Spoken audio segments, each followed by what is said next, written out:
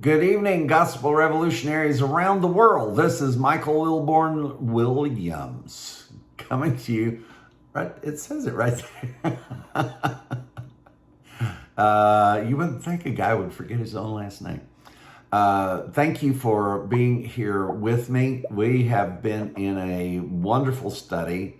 It's hard to move on in these commandments of Christ because we're gleaning so much out of each one of them and viewing them as the template has been giving us this rich comparison between the teachings and commandments of Christ before the cross based on the law, and then the parables of Christ, which in the very same chapter sometimes resolves that very teaching and commandment, if you will. I started out a couple of weeks ago, 3 weeks ago, doing a teaching on punishment, which really does deserve and warrant and requires a lot of follow-up to that. But folks, things are moving so fast. I want you to see just from these teachings, just like on punishment, just like on this issue of following, and we're going to be going into the what that is now. So if we're not followers, what are we? And we're going to be going into that. But the reason that this is all visible to us now is we have separated the pseudographicals from the teachings of Paul. And we have found the pseudographicals are in 100% lockstep with Peter, James, and John, which Paul's teachings are not in lockstep with them, and neither is theirs with Paul's. And Paul's understanding of the gospel is absolutely contrary to that is in the pseudographicals. So by being able to delineate, codify, and separate these, the comparison ability that we have, that's another new term, is just really off the chain. And we are seeing so much. And that's why we've made this appeal to you.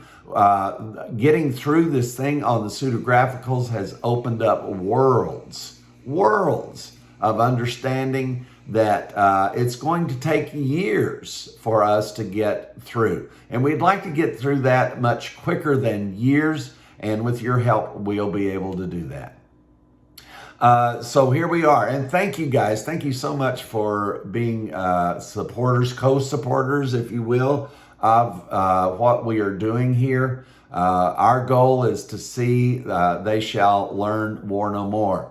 On that subject of learning war no more, one of the things that is so powerful about finding this issue about following, I started thinking about the thing about the prophecy that said, and they shall learn war no more. Well, you guys know that we strive and we look for and we understand that Jesus said that all the scriptures had been fulfilled. So I've been incrementally understanding this as we go.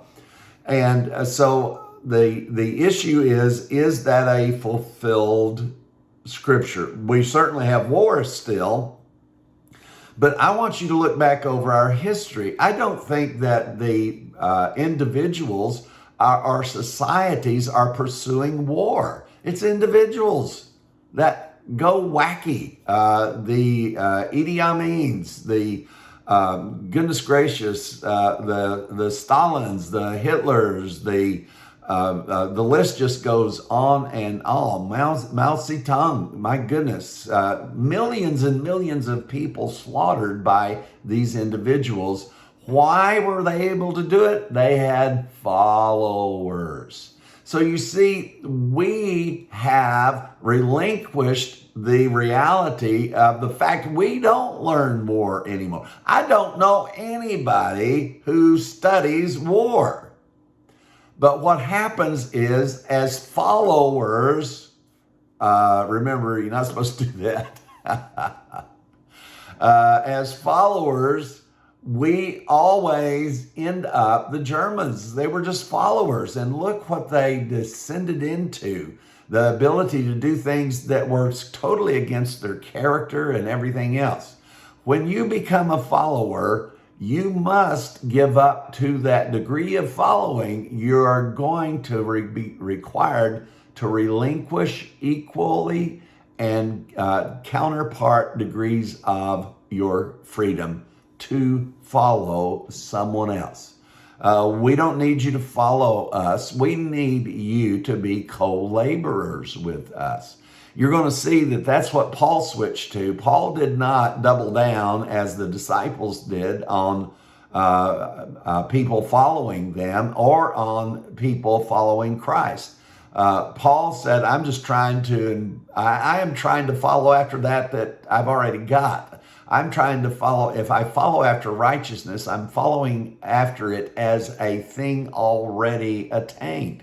Remember, we read the verses last week about where Paul in the book of Romans says, what? Are you telling me this? Are you telling me that the Gentiles who never followed after righteousness have attained it, and the Jews who followed after it have failed miserably?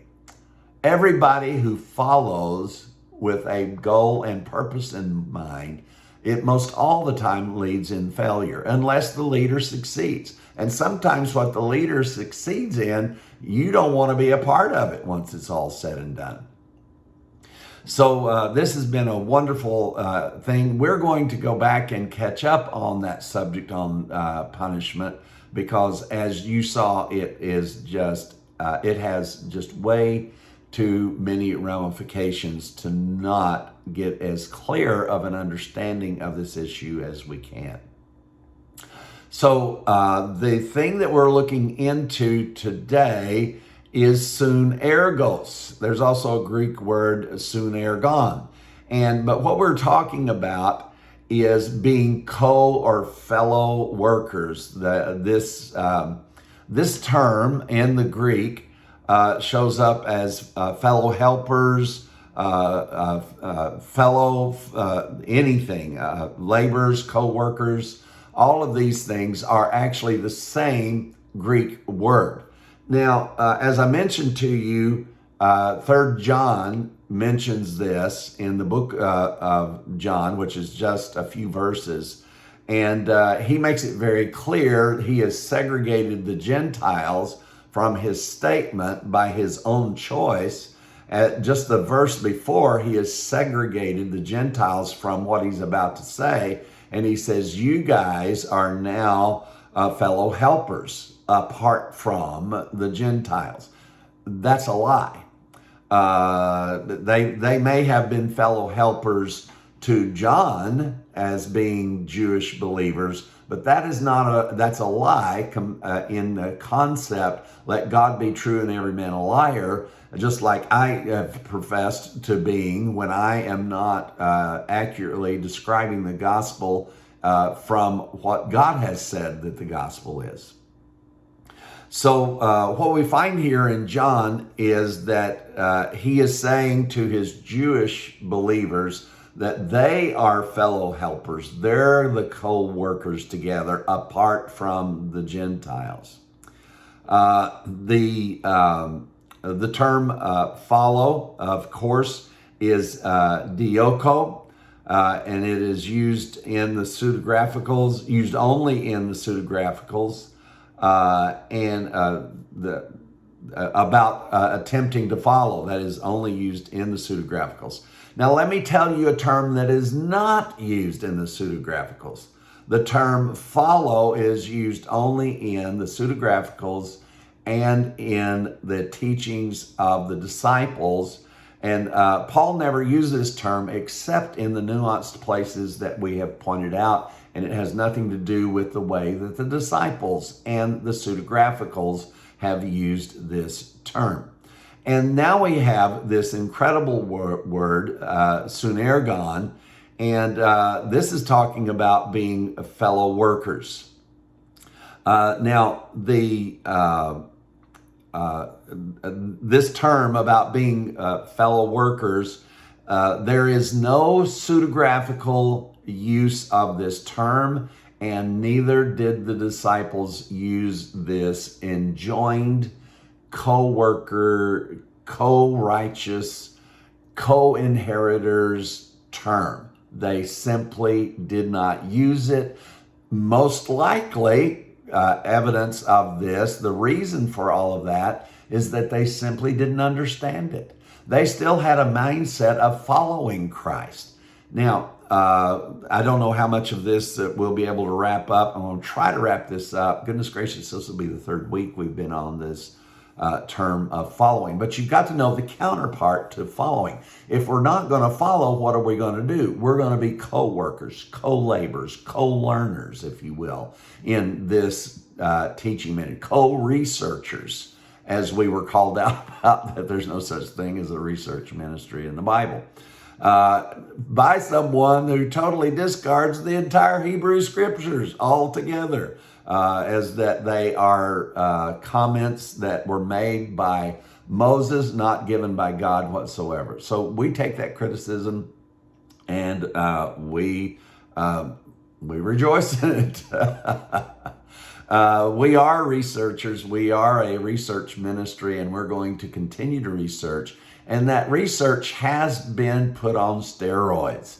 Now that we have been able to separate the pseudographical writings from Paul's writings, and also been able to, what that did for us is that once we identified the pseudographicals by the means which we've stated before, I'm not going to go through it again today, but we had a very technical means by which we went through that, not segregating what we disagreed with, but segregating that which was brought about by the,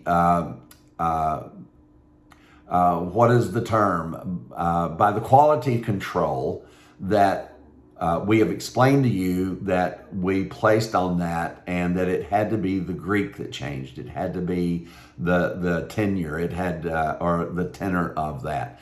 All of this had to change, and it had to change radically and decisively. And here I am explaining it. I told you I wasn't going to do that. So now what we have, we are not followers. We are whatever we do, we're all in it together. You're co-learners. We're co-teachers together. I get phone calls and people teach me all the time.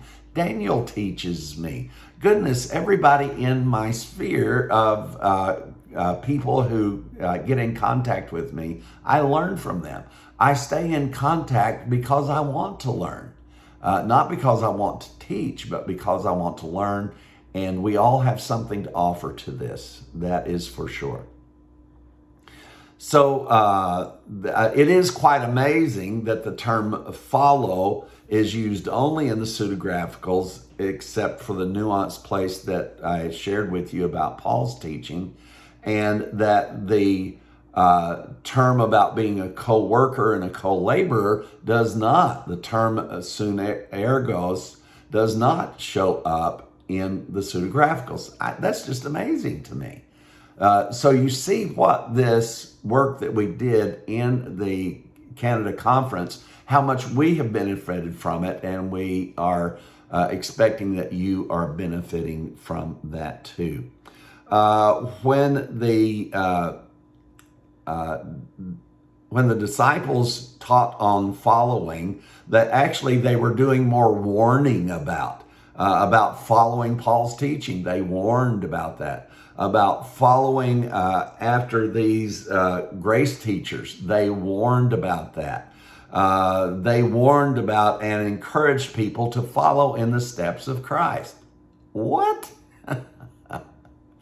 Go ahead, make my day. What is following in the steps of Christ? This was taught by Peter in 1 Peter, that we need to follow in the steps of Christ.